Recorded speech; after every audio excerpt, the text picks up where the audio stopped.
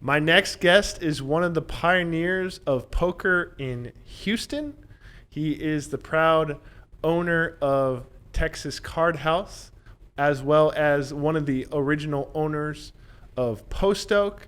Started out in iHostPoker, which is essentially a service for companies to host casino night, which is, if you've ever been to one, an obvious blast.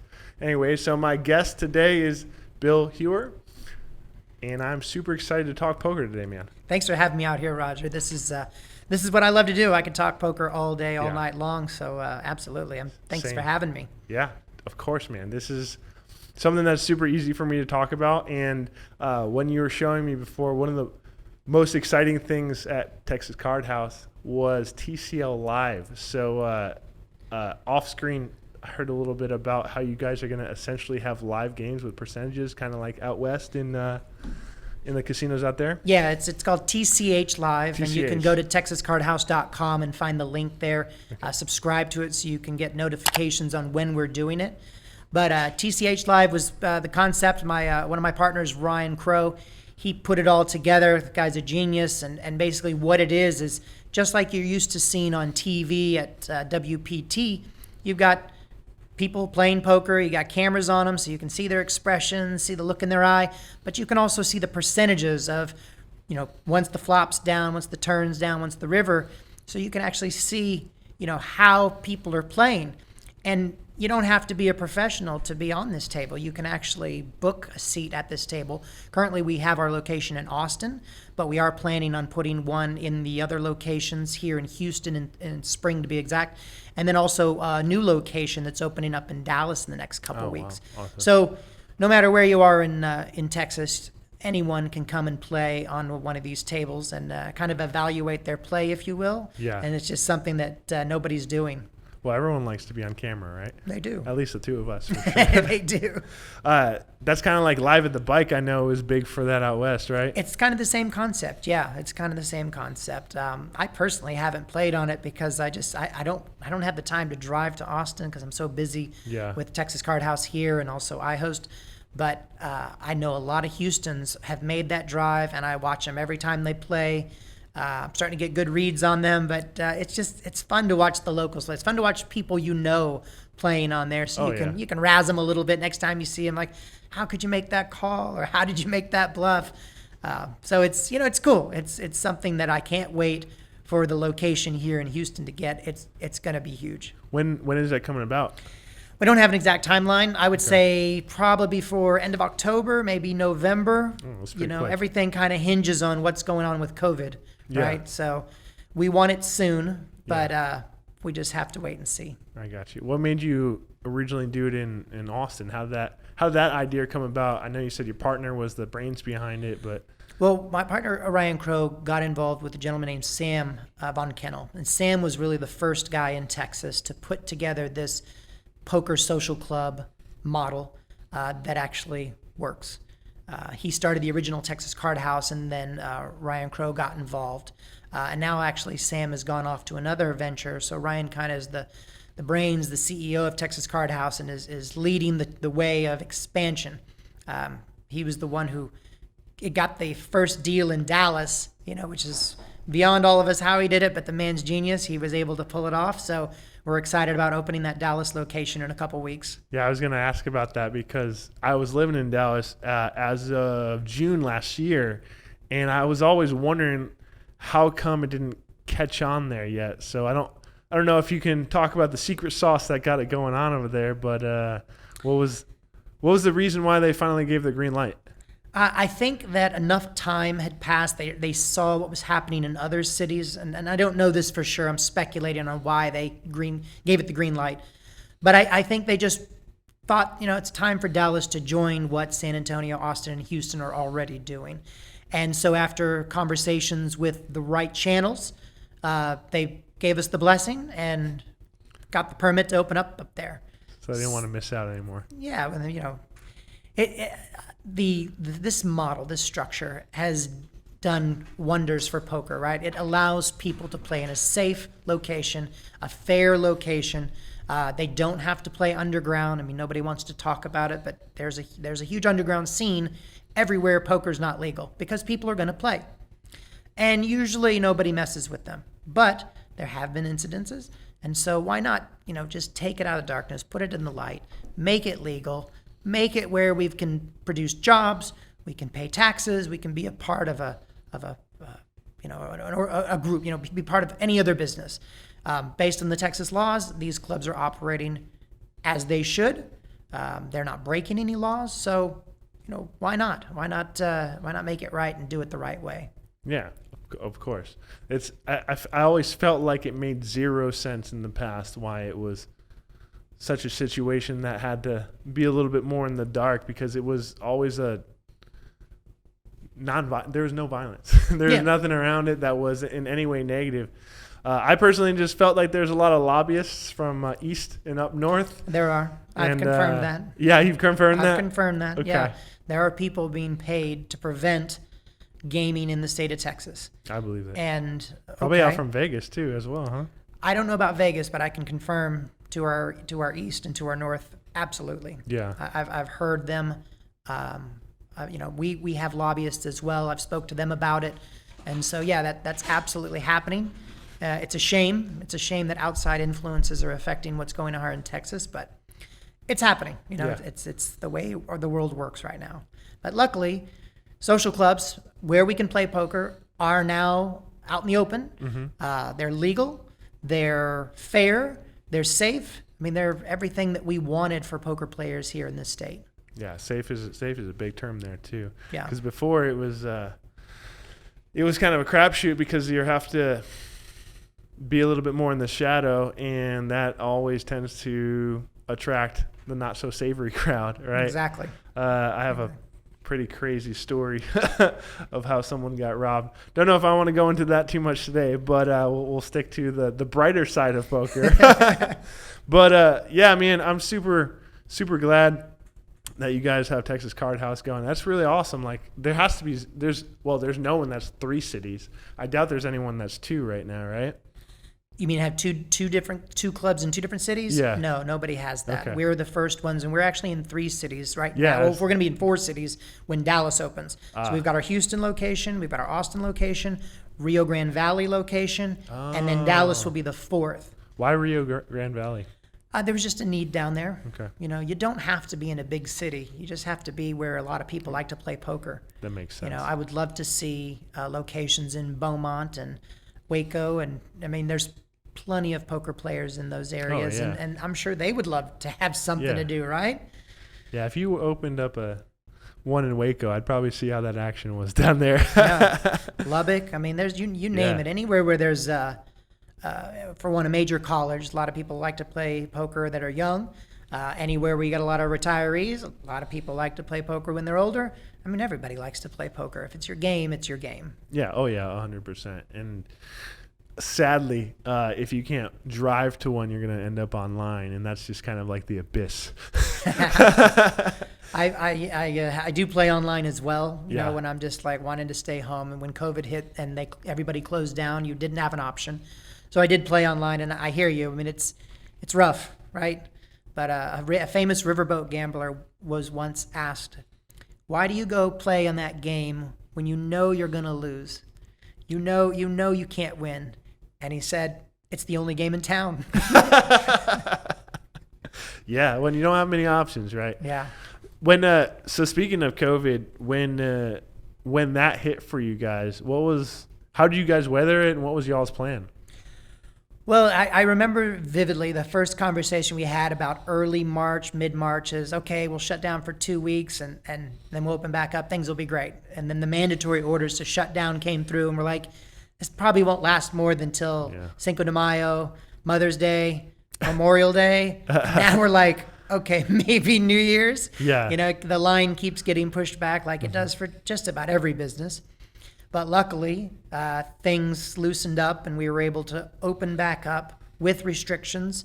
We only deal 8-handed. Masks are mandatory for everyone playing and our staff. Our staff in both locations, in Austin and in Houston, all of them were COVID tested with the blood test. So we knew if anybody was sick, and luckily everybody was A-okay. So we took those extra precautions. Safety first, right? That's the whole reason we opened up above ground social clubs, is because we want a safe environment to play. Right. So we're proud of that fact. That's awesome. And you said everyone tested positive. How many employees do you have? Everyone tested negative. Negative. Sorry. Take that back. Sorry. Everyone tested negative. Yeah. How many employees did you have across all places? Combined, about 80. Wow, that's awesome. Yeah. So like you were saying, creating new jobs. That's 80 jobs that weren't there before or not taxable. That's right. Yeah, they weren't there before and not. I mean, they were there, right? People, dealers dealing underground, making great money, not taxable. Yeah. So you would think the politicians would be for that, but you would think. You would think. Plus, we got healthcare. I mean, we're one of the few clubs really? that offer healthcare. Yeah, that's awesome. I'm on that healthcare plan, and it's amazing. I've used it a couple times. Yeah. And I'm very happy with it. Yeah. That's awesome. Better than the healthcare plan I had when I was with corporate America, and better than the one I was paying for myself before I joined the Texas Card House team. Oh, wow. That's pretty awesome. Yeah. So now you can officially say Texas Card House, great action, great healthcare. And great pay. And great pay. There you go. The Trinity. Well, I'll come off of Texas Card House a little bit. I know it all started from iHostPoker. Yep. And that, I feel like, was the original baby before you really got into this. And it seems like I've personally been to, I think, 3 casino nights with different companies. And even though you aren't gambling with real money, there's something about that camaraderie and people you've never seen let loose before, letting loose. Yeah. You got someone who always seemed like a straight shooter shooting dice all of a sudden, and you just can't imagine how into it he is. So definitely a fun time, man, for me. But it is an interesting industry. So would love to hear how your entrepreneurial journey started and all that. That's a great story. So there's a reason why it's called iHostPoker. And let me start by saying many, many years ago, 2003, I had a buddy next door who lived next door to me. He wanted to learn how to play. So him and I spent some time, taught him how to play, played a little friendly game. That game turned in from nickels and dimes to quarters and dollars. And what I realized is I was winning most of the time. And I was like, you know what? I wonder how many other people in my area are just learning this game, because I've been playing since I was 21. When was this? This was in 2003. Okay. So I had the poker boom. Yeah, the poker boom. I was born and raised in Las Vegas. Moved to California when the poker boom hit there because my mom was a dealer. And then the first hand of poker I ever played, legally, was at the Commerce Club in Southern California. And had $100, got my ass handed to me. But fast forward to now, I'm living in Texas. I've got people who are asking me to teach them how to play because poker's starting to get popular. I start looking for bigger games because I thought, well, if I can, beat my buddies, I should probably beat other people. I want to find it. And so my buddies and I, there were 3 of us at the time. We went and found a game over in Katy, and we ended up finishing first, second, and third in that tournament. And I was like, wait a minute, this is too good to be true. Yeah. We know more than the average player here, and these people are just starting to get involved. I've been doing it for about 6 years at the time. So I told one of my buddies, I said, what if we built some tables and hosted our own game so we could have more, because the one in Katy was only happening once a month. I want once a week. I want to play once a week. So we did. In his garage, we built some tables, started finding people that wanted to play, and this little game of 10 people turned into a twice a week 30 to 40 player game. Oh, wow. And that was at the place known as the Big Yellow House. This is a house that I used to own. Yeah. And we played there all the time. Made some of the best connections and best friends that I still have today. Well, out of that group, somebody said, hey, I live in Richmond and I'm tired of driving all the way to your house. And I've got a lot of friends down there that want to play. Would you be willing to host a game down there with all your equipment? I said, absolutely. So I rounded up some dealers. We took our tables, went down to Richmond, hosted the game. And at that game, somebody said, hey, I want to do this at my house next week. Okay, let's do it. So I only did poker. And that's why I called it iHostPoker, because that's what I did. I hosted poker. And I'm a big fan of Apple products and Steve Jobs. So I wanted the I in there, right? This is just as the iPhone was becoming popular. So you wanted to be Steve Jobs of poker. I want to be the Steve Jobs of poker. There you go. And so this we were doing games everywhere. But then somebody said, "Do you do blackjack? I need a blackjack table." And I found a guy out in the Woodlands who... he can build anything. He's an amazing man. His name's Adam Jolly. He can build anything, and he builds nice stuff. So I said, Adam, can you build blackjack table? Oh yeah, I can do that. He built some. How about craps table? Oh, awesome. I mean, now he builds everything for me, right? The man can do wonders with wood and leather.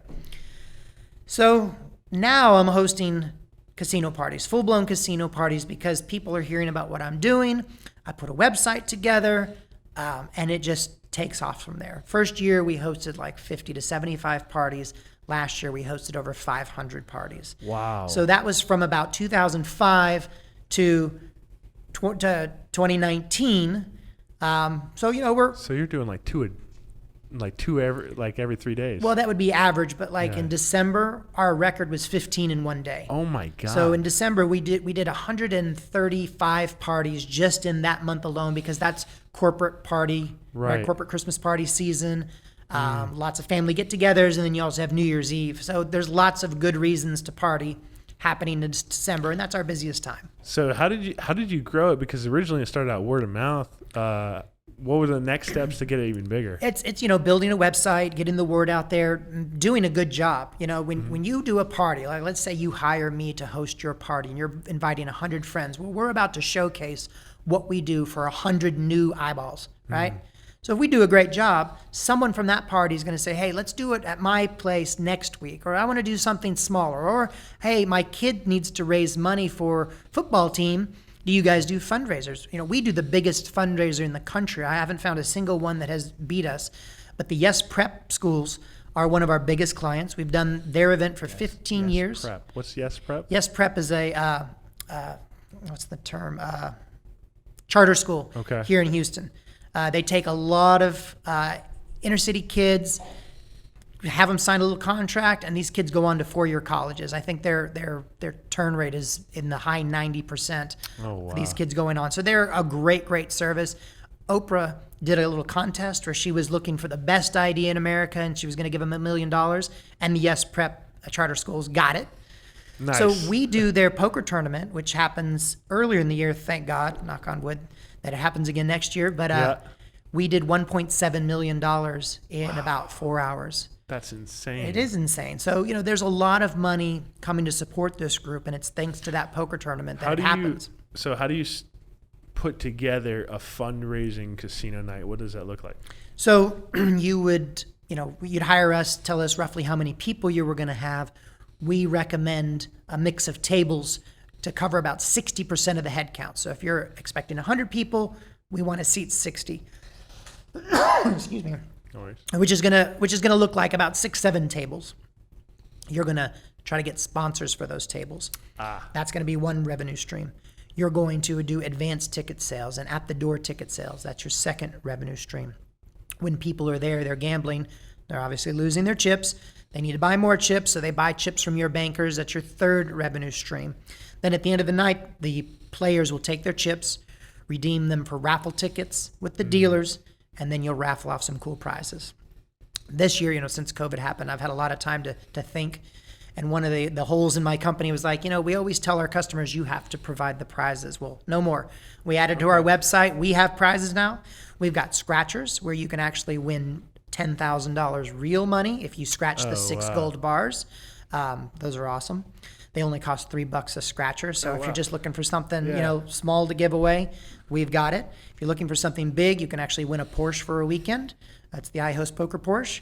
It's a 911 convertible Carrera S that it's yours for the weekend if it's one of the prizes you can purchase. But we've also got all kinds of prizes, to trips to Bora Bora, tickets to any major sporting event. You can find all the prizes at my website, iHostPoker.com. It's so clean, by the way. Thanks. iHostPoker.com. Thanks. Yeah, I like it.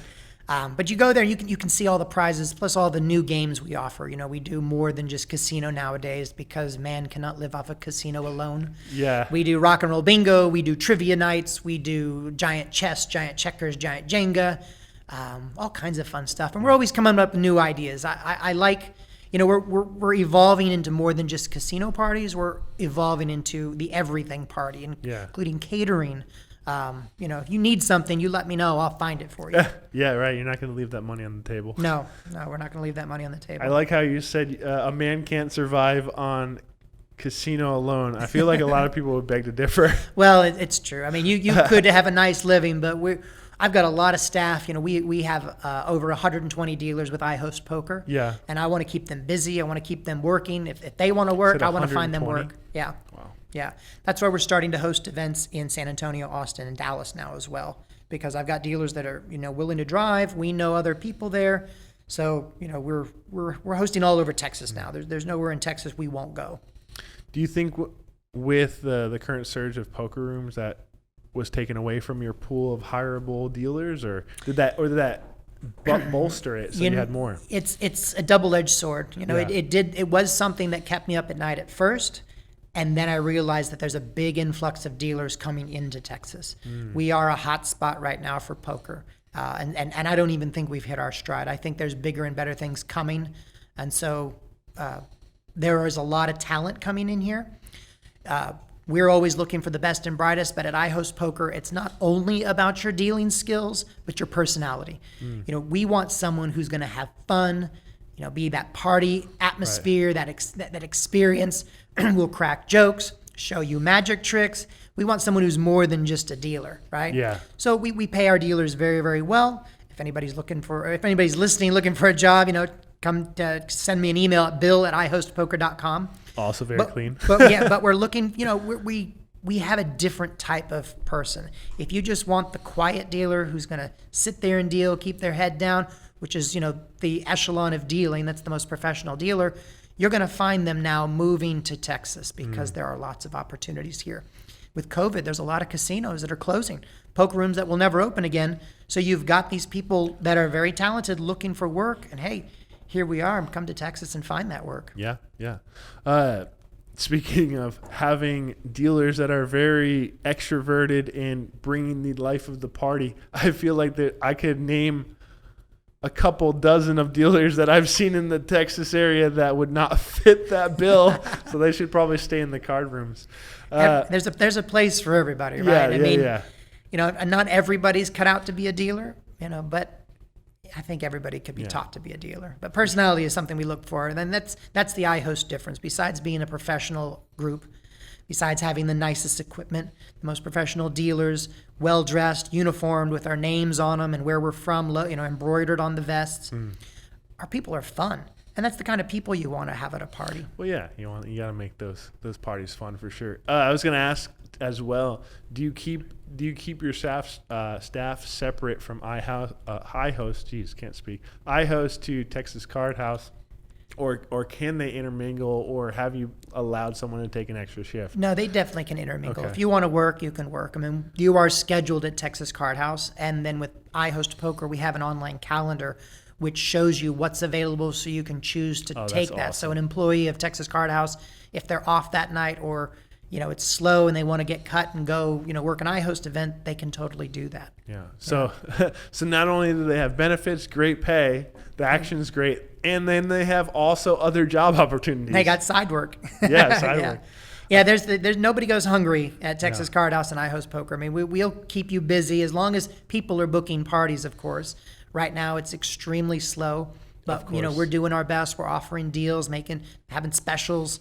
You know, our current promotion that's about to launch is $40 off any table in the month of December, any day, which we never have sales in December because it's so busy. Yeah. But you know, we're trying to drum up some business and get people to commit to some parties this year. So have you had parties this year yet with COVID? And if so, how have you navigated that with obviously a lot more people than just at a card table. We have, but they've been extremely small. Nothing Okay. bigger than 3 tables, maybe 4 tables max. Okay, I And so gotcha. we sanitize our tables. We have a bottle of hand sanitizer stationed at every single table. The dealers encourage all the players that walk up to use the hand sanitizer. The dealers are sanitizing the chips, the cards. We have new decks of cards, and we got tons and tons of decks of cards. So, Yeah, of course. that's good. Dealers are all mandatory to wear masks, and we've Right. got logoed masks like you see here, Oh, the beautiful. iHostPoker logo. Yeah, I did see that. coming. With the nice little chain to keep it all around your neck. Right. And then we have masks, PPE products that we provide for the players if they need it. Nowadays everybody seems to have a mask or their go-to mask, but we'll provide it if they don't have it, and there's Yeah. no extra charge for that. Actually, we Yeah. we bring it to the party. When this whole COVID thing ends, a lot of people ask, well, when are you going to stop doing that? Well, we probably won't wear the masks forever, but sanitizing the tables and having hand sanitizer at the tables is something we've always done. We've always kept our tables clean. We use Lysol wipes on the tables. The bottles of hand sanitizer will now be a permanent part of what we do. Yeah. And, a lot of why the... not? Yeah, why not? There's a lot of changes that... one of the small ones I noticed at restaurants, they don't put the ketchup and the mustard and the salt Right. and pepper on the table. And I thought to myself, well, that's inconvenient. Then I thought to myself, how many people have touched that it, yeah. before I used it? Yeah. So that's pretty genius. I mean, there have been a lot of changes that I hope stick. I hope people don't get lazy with them, because if we can prevent the spread of any disease or even yeah. the common cold, I'm on board. Yeah, of course. Less sick people in general. Yeah.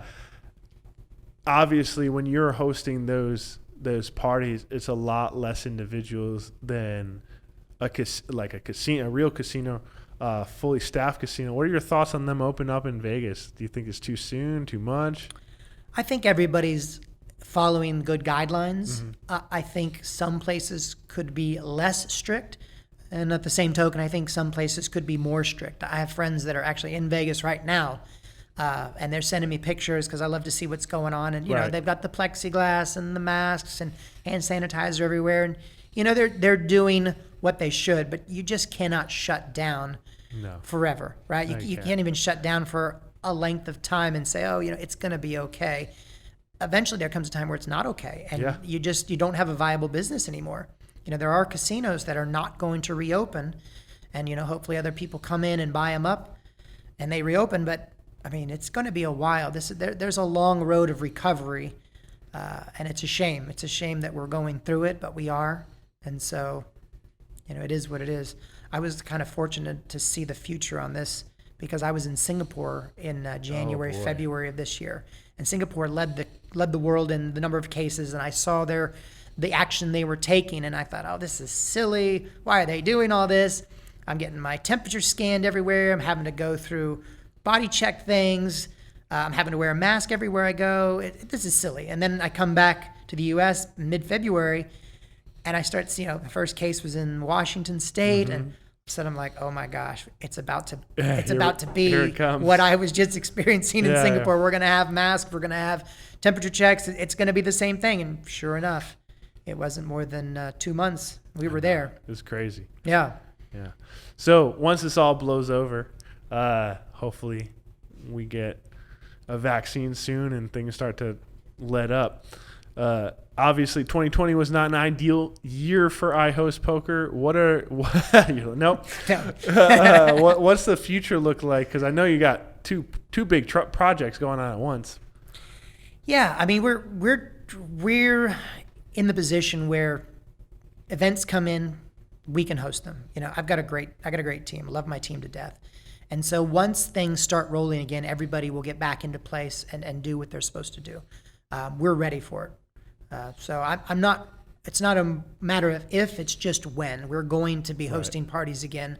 We've got about 100 parties where we have the deposits in hand, and we're just waiting for a new date. And nobody knows when to schedule it because we don't know when the vaccine's coming out. We don't know when the virus will be over. So once that is set in stone, all of our rebookings will be rescheduled. And I'm sure there's going to be a lot of people that are looking for a reason to party. Right? Yeah. And then we're going to be ready for those people too. Yeah, yeah. So, we're excited. We're excited that there's going to be a big wave of business. And we're just waiting to find out when. Texas Card House, though, is up and open and operating. Last night we had five games going. Yeah, you're telling me I was that. playing in one of them, and it was great. I mean, the vibe was incredible. The state just lifted one of the restrictions, so we were allowed to open our bar back up again. So it felt like prohibition had just ended all over. The wine was flowing, the drinks were flowing, and when people are playing poker and drinking, that's where you want to be. So it was a great time. I'm gonna have to start planning that every time I drive up to Dallas, I'll drive a little early, get some hours in, come back, get some hours in. I think that's a come clock some hours in. Yeah, come check it out. Let me know when you're playing so I can play with you. Okay, cool. I am really excited for the TCH Live though. That's I'll find a time to do that. You got to get on that table. We'll make sure you get a seat. But it's gonna be fun. Yeah. It's gonna be a lot of fun to be able to see. Were you bluffed? Were you not bluffed? What was your true percentages of winning? Did you play it right? Yeah. And really fine tune your game. I mean, not a lot of people have that opportunity to be able to play on a table like that. It's rare. And I know you guys picked a perfect name, by the way, Texas Card House. So you can pretty much franchise throughout. Well, not franchise, but open all over. iHostPoker. That's all Texas, right? It is all Texas, but I've actually hosted events in Nashville, Chicago, and Manhattan. So I get called for some pretty big, high-profile events. When the Super Bowl was in New York, it was Denver versus Seattle. We did a big poker tournament up there with Phil Hellmuth. Oh, that's and cool. I was hired to kind of operate that tournament, oversee it. So that was fun. And then last spring, I did a tournament with Jenny McCarthy and Donnie Wahlberg to help raise money for autism. And that was up in Chicago at the suburb where they got married. So, I'll go anywhere, right? You pay me, I'll go there. But we're more than just a Texas-based company. We'll go anywhere.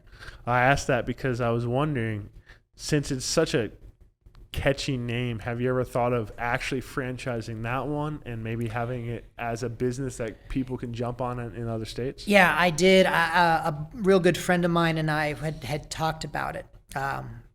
We're just not ready for it just quite yet.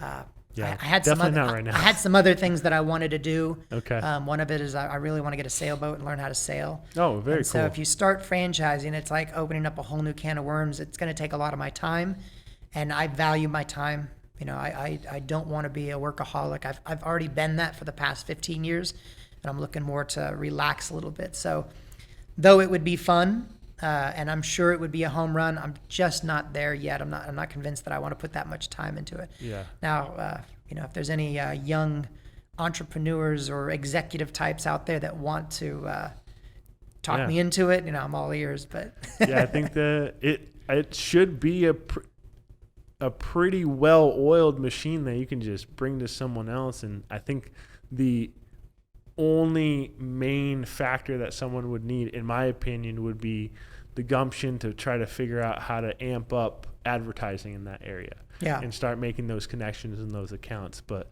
sounds to me like you guys got it down pat, so it should just be a blueprint.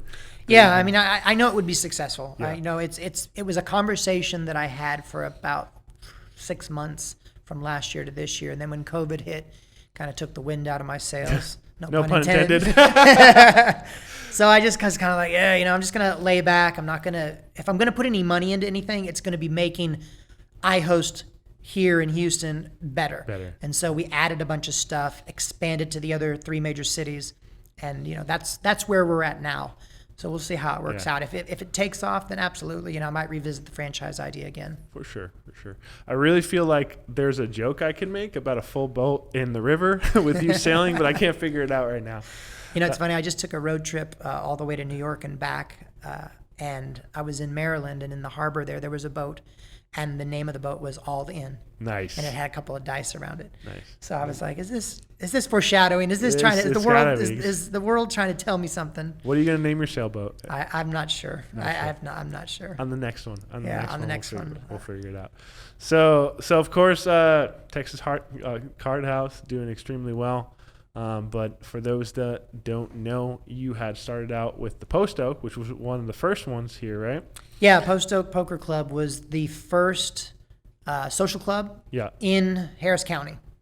And, we could talk about that for days, but that opened summer of 2017, I believe. And it was just actually a block or two away from where we're at now here in the Galleria area on really? Post Oak Boulevard. Okay. I hear you came in there a couple times, right? I did. I You- remember the menu was always amazing. Yeah. Yeah. I'll tell you, that was one thing we were real proud of is we had a steak that we sourced, and it was the best steak we could find. And I Yeah? swear it was like Ruth Chris quality. We had the right chefs that could make it. And I had steak, I think, twice a week when I was Dude, when I believe had it. that place. Yeah, it was delicious. It's I remember that was the first time I had like really good food somewhere since there was a game that I used to play at a house. It was a house game, literally. Yeah. And his wife, don't want to name any names, would pretty much make everyone steak all the time. Nice. And I could order like 2, and I thought it was the craziest thing. I was like, can I get a second one? You know, Why not? obviously the rake made up for that, but way different situation. So no, I really enjoyed playing there. Didn't get to play very often, but if the action is anything like there, I would assume it's similar to Texas Card House. Yeah. Yeah, it's different. Every Texas Card House location, I think, is slightly different, right? We cater to what our players want. Okay. So here, when we were in Post Oak, we had a lot of people that wanted to play big games. I mean, we had a big 25-50, and I think we even 50-100 game there. Yeah, I heard about that. Which, requires 10, 20, 30,000 in front of you to play. Mm-hmm. Well, that's a big game. We haven't had that at Texas Card House. We could spread it if we had that clientele, but most of that clientele is down here in the middle of Houston. We play a lot of 1-3, 2-5, 5-5, no limit hold'em. We play a lot of PLO, and we have some different variations where we have like bomb pots. We have a round of each. We have, what our players want to play. But if there's something that people want to spread, if you want to play Badoogie, we could spread it. Our dealers are talented enough to know those games, and that's one of the games I like to play. We played that at Post Oak a few times. But yeah, I mean, it's just what the market wants is what we're going to play. We're not going to force you to play anything, but we're going to play what you want to play. There was a question I meant to ask before. TCH Live. What are you usually playing in Austin for that? What's that usually spread? 2-5 or 5-5 Texas, no limit Texas Hold'em. Okay. Yeah. Be interesting to have an Omaha on that. Yeah. I think the Omaha requires a little bit more technology, because we're reading cards. Yeah. Yeah. Don't quote me on that, but I see that in the foreseeable future, us having both Omaha and Hold'em, because we do have a lot of great Omaha players here in town. I mean, I know people who have been pushed 5-figure pots playing Omaha.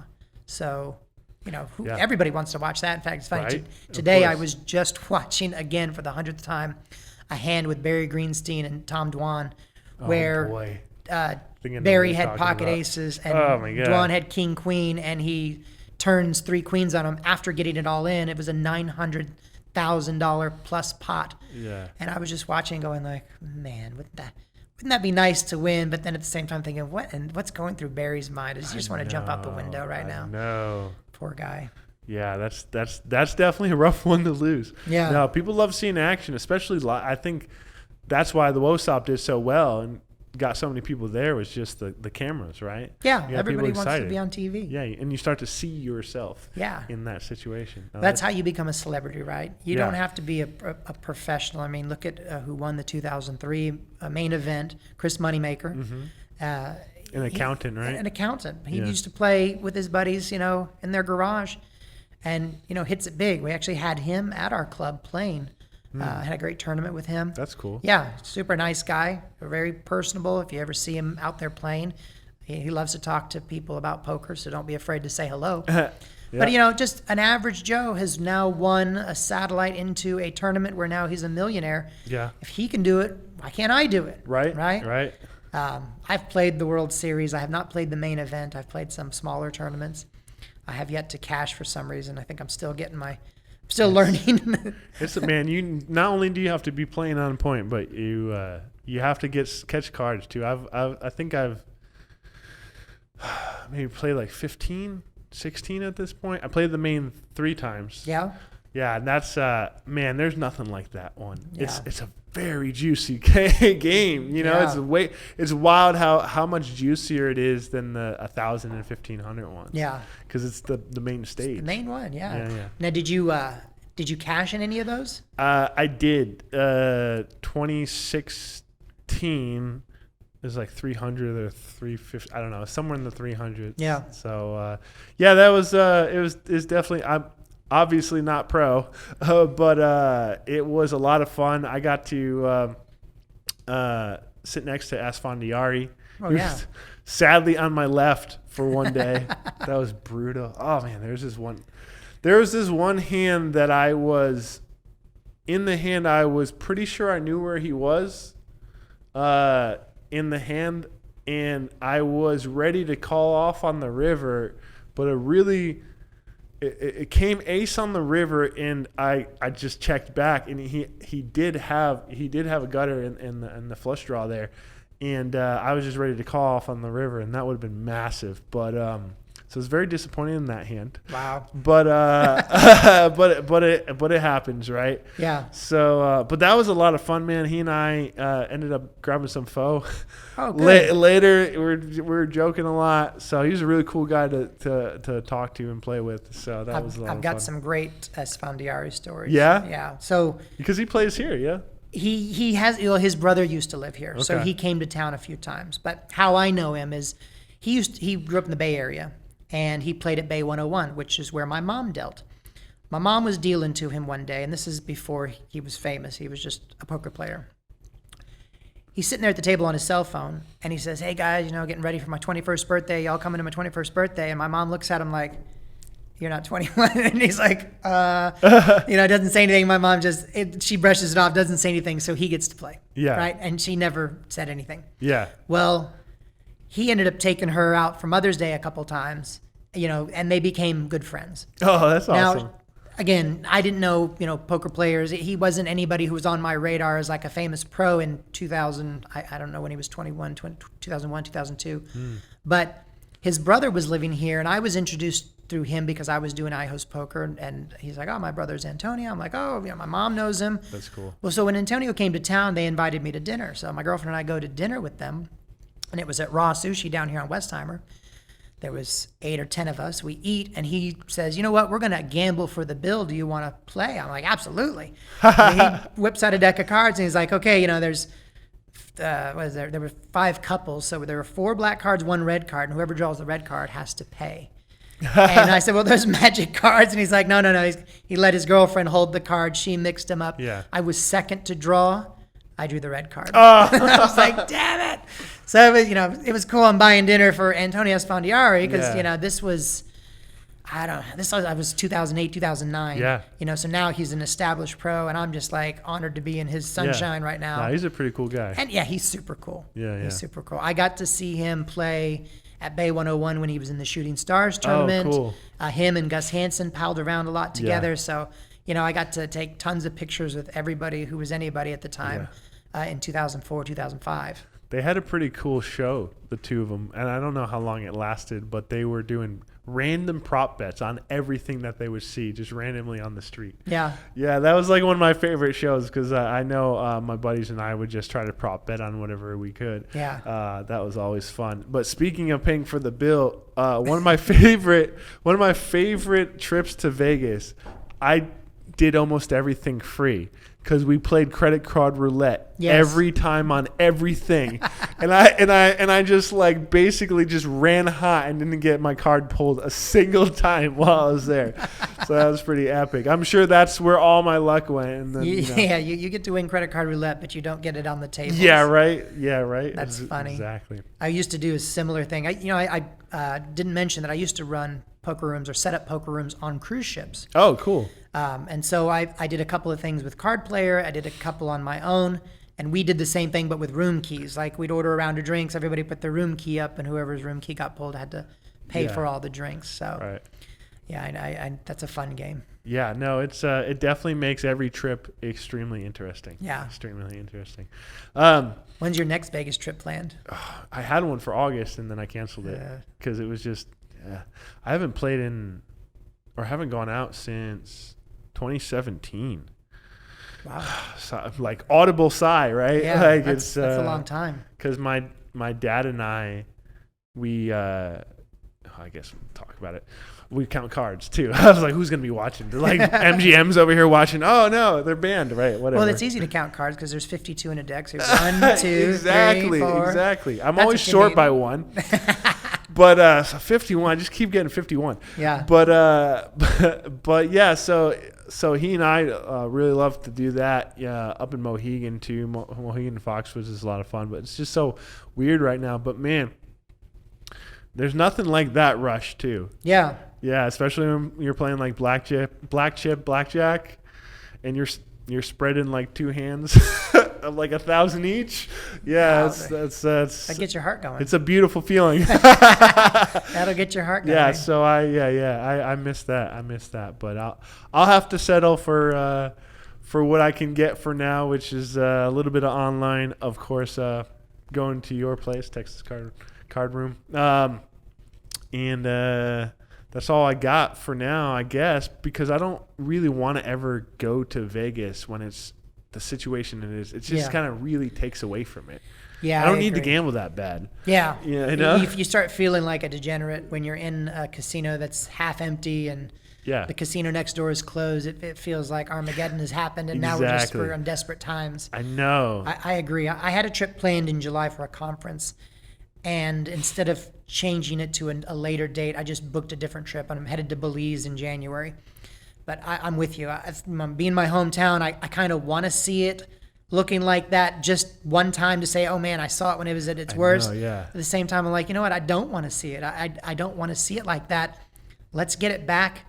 Let's get it going again. Let's get this vaccine out there, and then let's have a celebration. Let's all go to Vegas and party. I know, right? Everyone get the vaccine and get out there. Yeah. I heard there are trials right now on the vaccine, so hopefully in the future. Something that I did see, kind of a ghost town. I do remember when we first locked down, I went downtown just to see how it was. Man, it's so weird. Yeah. It's just so weird to see nothing out there. But here we are now. I guess one last thing, man, before we go, I didn't ask this before, Texas Card House, where's it going in the future, man? Well, we're definitely, have an eye on opening more locations. It's just finding the right place, finding the right territories. Yeah. There's a lot of research that goes in. We don't just pop one open on the block. Yeah. Well, you said you got to find the locations that have the want. Yeah, we've got to find the locations that have the want, and that's not as easy as it may sound. I think we're going to wait to see what happens with our Dallas location. I could very well see a second Dallas location opening up. Yeah. Because it's a big area. Yeah, it's a huge area. I'm gonna make my way up there when it does open, just to be a part of it. When is that one opening? Right now, I don't have an exact date. I want to say 2 weeks. Early September is what we're shooting for. So it's coming. I'll be up in Dallas 4th week of September, so well, make sure you stop by. I'm going to make sure I stop by now. You can find out exactly where if you go to the TexasCardHouse.com website. We have icons for each city. So go to the Dallas icon, which is the cityscape. Yeah. And then click on it, and you'll see the map, the hours, what games are going. You can also find us on Poker Atlas. Right. That's a great source to find, game nearby that's going on. Yeah. See how busy a place is. Get your name on the list. Technology is great, right? Yeah, you can do it all from an app now. Of course, that's so beautiful. Yeah. So of course you have TexasCardHouse.com. You said. Yeah, TexasCardHouse.com. And where else can they find? Where can they find everything? Locations, socially, online. Everything's on TexasCardHouse.com. Okay. When it comes to Texas Card House.